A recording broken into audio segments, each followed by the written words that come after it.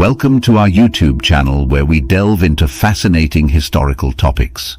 Today we're going to explore a question that has intrigued scholars and believers alike for centuries. How did Catholicism start? Have you ever wondered about the origins of one of the world's oldest and most influential religions?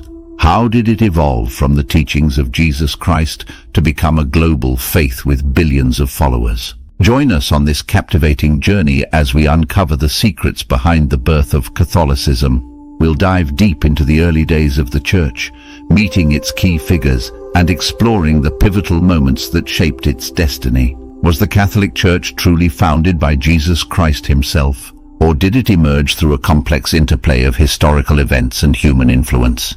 Before continuing, we kindly ask for your support by liking this video. If this is the first time you're watching one of our videos, I invite you to subscribe and activate the notification bell so that YouTube notifies you every time we upload new content. Without further delay, let's get started. The Catholic Church, which is nearly 2,000 years old, stands as one of the oldest institutions worldwide. According to Catholic tradition, it sees itself as a direct continuation of early Christianity rather than a separate branch or successor. However, there are differing opinions among non-Catholic theologians and historians regarding this claim. As stated by St. John, Jesus Christ is recognized as the eternal Son of the Father, possessing a divine nature and having the mission of preserving the world. Simultaneously, Jesus also possesses a human nature, where he is known simply as Jesus of Nazareth. In this human nature, he symbolizes the spiritual growth of humanity. Hence, Jesus embodies a dual nature, combining divinity and humanity in one person, representing the perfect model of virtue and piety. Jesus Christ was born in Bethlehem, Judea, during the reign of the first Roman Emperor, Caesar Augustus, estimated to be between 6 and 4 BCE. Details about Jesus' childhood are scarce, with little historical information available. However, there are apocryphal Gospels that attempt to provide additional insights into this period. Around the age of 30, Jesus began his public mission and was acknowledged as the Messiah through his baptism by John the Baptist. However, his public work spanned only about 3 years, which holds immense significance in the history of the Christian religion and, subsequently, Catholicism. Jesus, being a Jew himself, was deeply rooted in Jewish teachings. While his teachings were firmly grounded in Jewish beliefs, he brought forth new interpretations and expanded their meaning. He handpicked 12 apostles who were also Jews, as well as 70 or sometimes 72 Gentile disciples. Gentiles were individuals who did not follow the Jewish faith. These disciples were ordinary people such as fishermen and field workers, and not scholars or powerful leaders.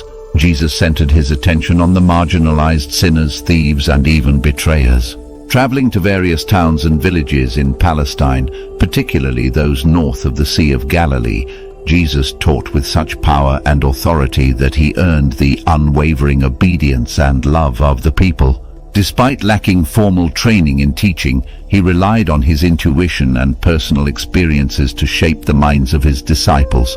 The pinnacle of Jesus' mission arrived when he entered the city of Jerusalem. By this time, he had already gained a reputation as a political and religious agitator, particularly among the Romans. Our knowledge of Jesus and his life primarily comes from the Gospels written by the 4 evangelists, Mark, Matthew, Luke, and John.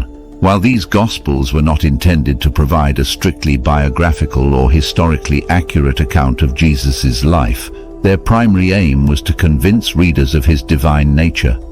They were written approximately 40 to 70 years after the death of Jesus Christ. The authors did not claim personal knowledge of the Messiah's life. Rather, they documented what had been preserved in the collective memory of Christian communities. It is from this collective memory that the foundation of the Catholic Church took shape. The Christian faith had its origins in the resurrection of Jesus. Prior to that event, Jesus was recognized as the Messiah within the existing Jewish faith, Judaism. However, early Christianity was not yet what we know it to be in the present day. It was still considered a part of Judaism, and its followers were members of a messianic Jewish sect with apocalyptic beliefs. Resurrection was not a new concept within Judaism, so early Christians did not view themselves as adherents of a different religion. They believed that Jesus' resurrection brought a renewed significance and clarity to their religious convictions. It is crucial to grasp that Christianity at this stage had not yet become an independent religion. It was a sect within Judaism. Therefore, the apostles did not propagate a new faith, but rather a fresh perspective within the existing one. They and their followers remained devoted to the temple and adhered to Judaic laws. However, not all Jewish leaders welcomed this new sect and its belief in Jesus as the promised Messiah. The spread of Christianity did not occur suddenly or explosively. Rather, it unfolded gradually.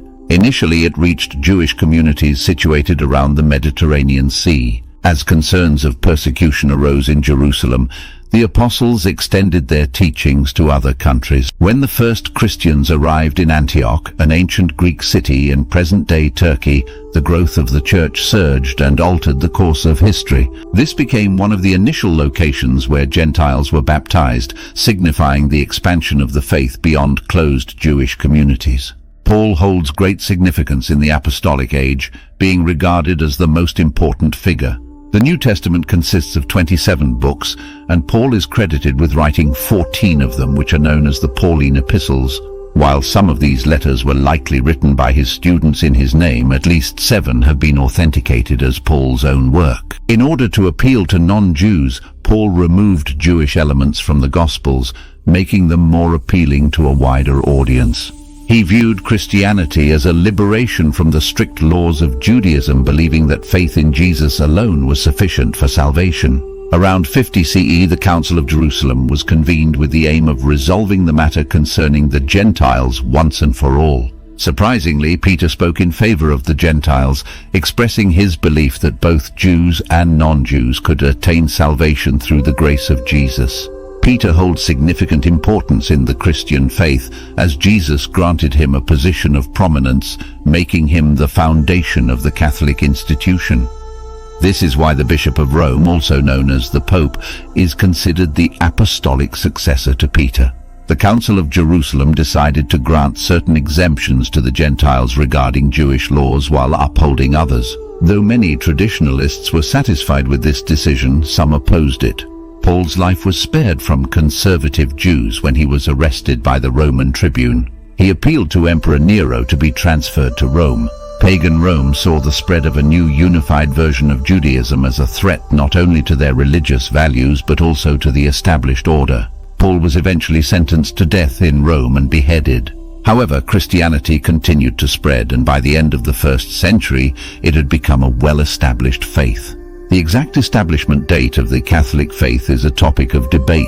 According to Catholic tradition, the Catholic Church was founded precisely 50 days after the crucifixion on the day of Pentecost. In the first approximately 60 years it was known as the Way, but by the beginning of the 2nd century the term Catholic began to gain popularity. One of the earliest recorded uses of the word Catholic comes from a letter written by St. Ignatius in 108. Therefore, according to Catholic belief, the apostolic age falls under the jurisdiction of the Catholic Church. However, some historians disagree and propose that Constantine was the one who established the Catholic Church. This viewpoint suggests that there is no clear lineage connecting the apostles to the Pope, and argues that the issue of a significant apostasy, highlighted during the Lutheran Reformation, was present even in the 1st and 2nd centuries. Furthermore, they assert that the first official Catholic Church was the Roman Catholic Church, which emerged in the 4th century.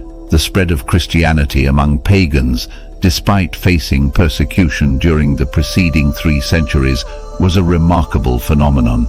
Various theories exist to explain this expansion. One popular claim is that Christianity gained renown due to its disregard for the established norms. In other words, Christianity became famous for the love it preached and its willingness to help others. Christians dedicated themselves not only to the well-off, but also to workers, slaves, sinners, prisoners, soldiers, travelers, orphans, widows, and anyone in need or danger. Christianity held a moral high ground, but it did not boast about it. It was a religion centered on peace and love. Many pagans who converted to Christianity, including philosophers like Tatian and Justin, acknowledged being attracted to the faith because of its moral teachings.